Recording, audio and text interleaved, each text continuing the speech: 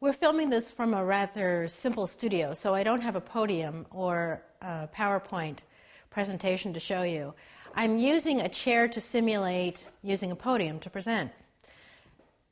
Think of the difference of how I look now, standing behind this podium, versus how I looked before.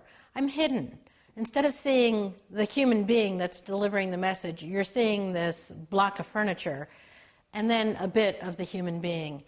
I'm willing to bet you that if I stayed here, especially if I played with the podium, gripped the podium, did the things that people do to podiums, I would look a lot less confident to you than I do when I'm just standing without it.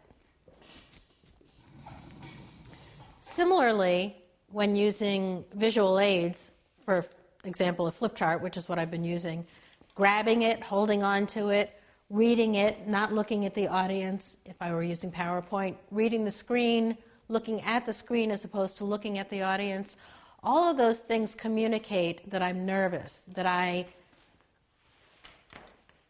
would really rather not have to look at the audience. None of that communicates confidence.